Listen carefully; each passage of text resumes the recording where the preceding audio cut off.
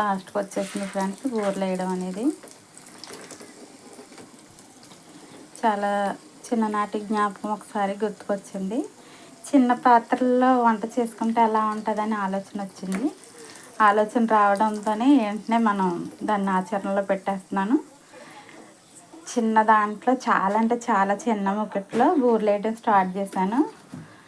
చాలా బాగా వచ్చింది. చూడండి ఫ్రెండ్స్ ఎన్ని వేసానో, దాదాపు ఇంకా అయిపోయినాయి అనమాట. 20 బూరెలు అయితే వేసాను అనమాట సక్సెస్ఫుల్గా. దీన్ని ఎలా రెడీ చేసుకోవాలో ఒకసారి చెప్తాను. ముందు పచ్చెనగపప్పు నానబెట్టుకోవాలి. నానబెట్టుకొని దాంట్లో బెల్లం వేసుకుని పాకం పట్టుకొని దాంట్లో యాలకులు వేసుకొని రెడీ అయిన తర్వాత ఇలా ఉండలా చుట్టుకోవాలి. చుట్టుకున్న ఉండలని పిండిలో వేసుకొని డీప్ చేసుకొని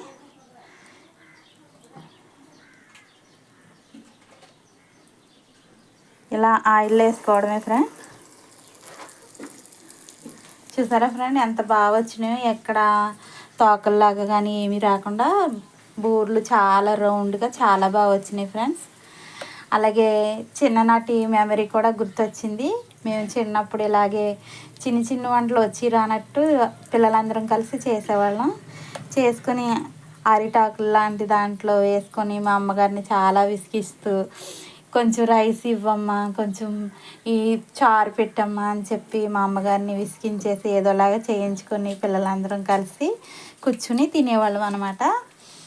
అరిటాకులు వేసుకొని తినేవాళ్ళం అందరం కూర్చుని ఒకే చోట.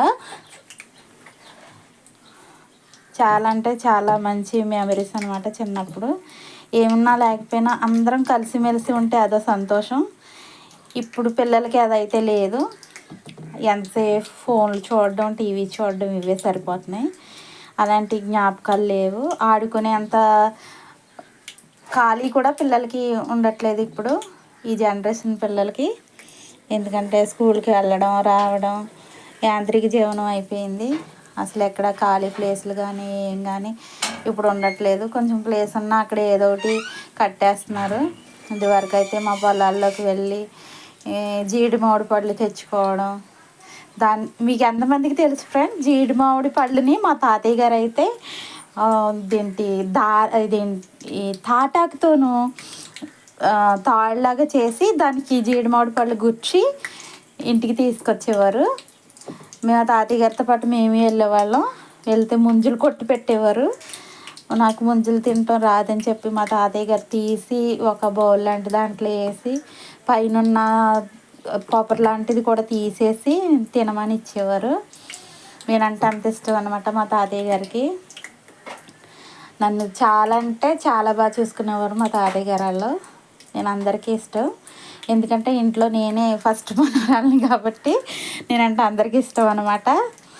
ఇది ఫ్రెండ్స్ ఈరోజు స్పెషల్ అనేది. చిన్ననాటి జ్ఞాపకం కూడా గుర్తు చేసుకున్నాను ఒకసారి. ఈ జ్ఞాపకాన్ని మీ అందరితో షేర్ చేసుకుందాం అని చెప్పి ఈ వీడియో అయితే చేశాను ఫ్రెండ్స్. మీ అందరికీ థ్యాంక్స్ నా వీడియోని చూసినందుకు.